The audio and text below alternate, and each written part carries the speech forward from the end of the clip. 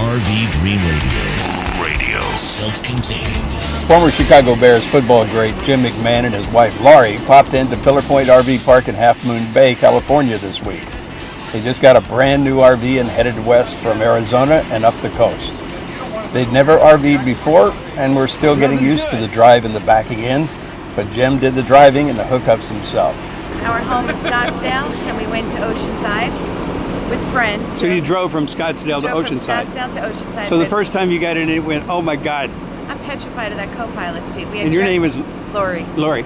We had Jeremy Roenick and his wife Tracy with us on the first go-around, so JR drove like half the way. And then we went from Oceanside to Ojai, stayed at friends, and from Ojai here. We left Ojai this morning. You're veterans by now, though, aren't you? Not quite. Not quite? It still scares the daylights out of me. This is one big girl. Yeah, right. She's really big. Oh, it's feet. absolutely beautiful, She's beautiful. too. She's beautiful, but she's big.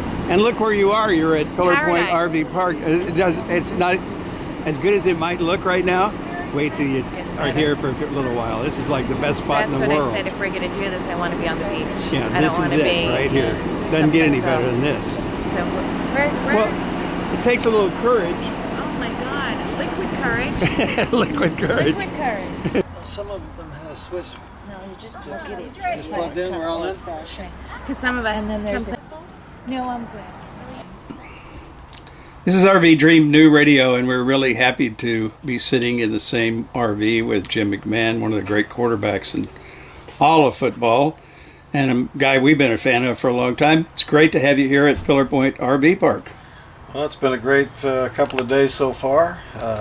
Sun came out again today, which is nice. This will be our last night here, and then we're going to move heading east, probably go through Utah and down through Vegas, and then back to Scottsdale eventually. Now, Scottsdale is your home. Correct. And how long have you lived in Scottsdale? About 3 years.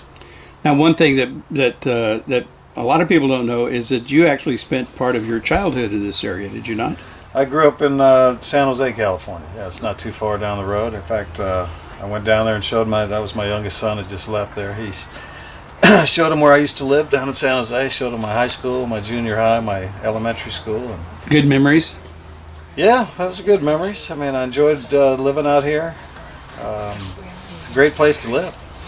Well, were you pretty young when your talent for football became pretty obvious?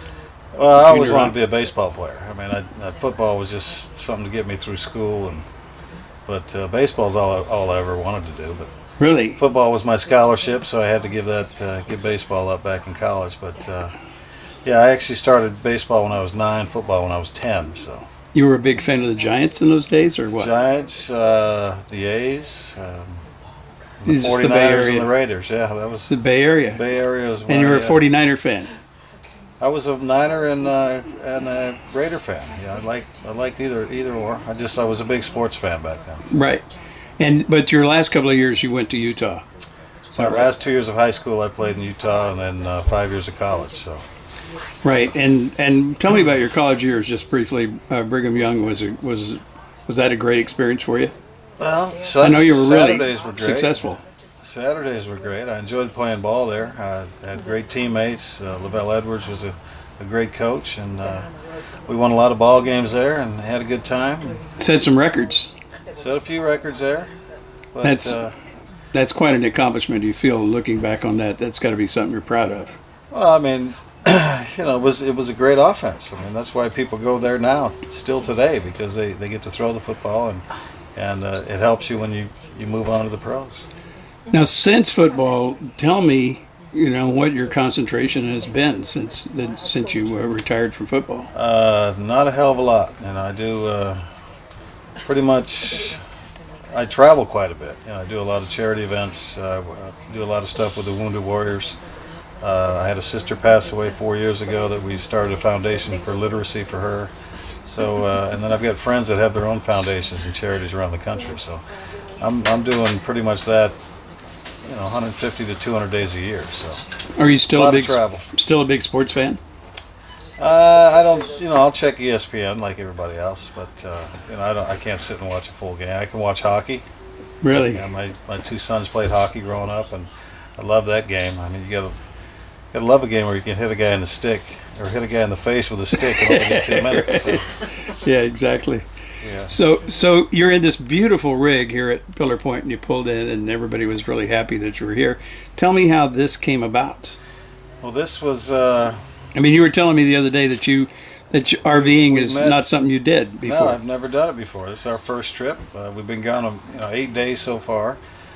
We got this rig at a place called McMahon's RV.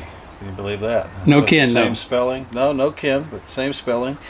We met Brett, the owner, actually out at the Frank Sinatra golf tournament this winter, and Laurie started talking to him about wouldn't it be nice for Jim to be driving an RV, and they kind of agreed. So we figured out a little plan how we could take this for a couple weeks, and hopefully I can get it back in one piece. So far, so good. But you said we were laughing the other day, and we've got that on tape. We'll add that. But you were talking about how you rode in a lot of buses over the years, Yeah, a lot of big buses. luxury buses.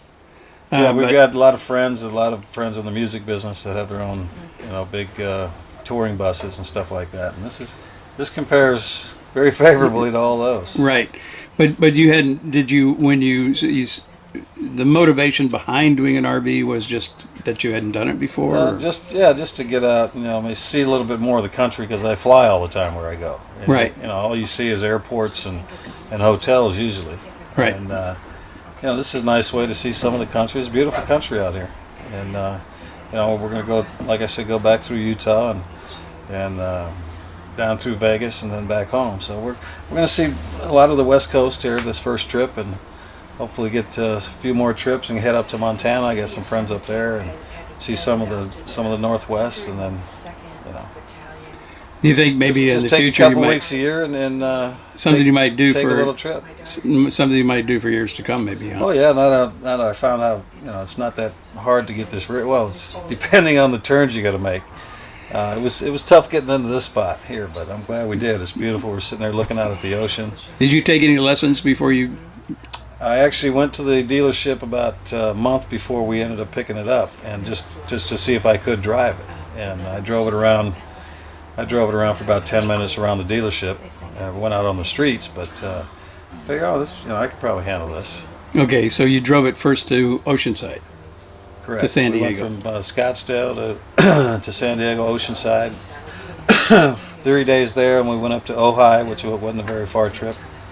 Another 3 days there with some friends, and I was able to stop up here. My son's living here and going to school, so good to be able to stop in here and see him. Little mountains going up to Ojai, up the hills and so on. There was a couple of hills, yeah. Yeah. There'll be a couple of hills getting out of here too. And then when I get into Utah, there's plenty of mountains. But I know this thing it's only going to go about 50 at the most going up the hill. So Right. we'll take our time and we got plenty of food and water. so Pull over. Yeah, we'll just pull over. You We can't get handle tired and just put the curtains down and go to sleep. One of the things I know about you, having watched you over the years, and a lot of the world has, is that you have you're a man of great courage. And I was thinking about you. I was kind of wondering where that courage comes from. We've seen you in courageous moments on the football field, and when you get behind the wheel of these things, not everybody is ready to drive one. But No, this is definitely harder than being out there on a Sunday afternoon. it is. Yeah. Really. Yeah. Especially if you have a good old line in front of you, you don't have to worry about running into the other people. But in this thing, you got to pay attention all the time, and this thing takes up the whole lane. So Right. So where does that courage come from? I don't know if it's courage or just half nuts. I mean, you got to be crazy to drive some of these things around. Laurie was saying she's got a lot more respect for bus drivers and truck drivers after being in this rig for a week. Now, you also hadn't really been around RV parks and RVers and so on, and you were telling me that you were surprised by the friendliness. No, it's been great. Every place we've stopped, all the people have been very, very friendly and helpful.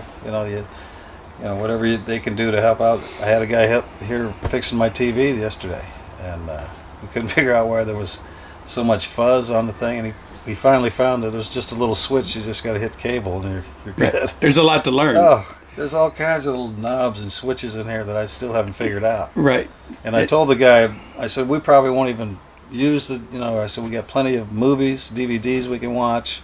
I said, I'm not going to mess with the cable, and I didn't want to mess with the dump system and all that kind of stuff. But it's actually fairly simple. Well, actually, I saw you hooking up. I mean, you know about the dump, and you had to learn that. Somebody had to show you that. I didn't want to drive. I didn't want to drive this truck around for 2 or 3 weeks without dumping it. So. Yeah, right. Tracy Runnick showed you. Yeah, actually, Tracy, she's good with these big rigs. She drives a fifth wheel, is it?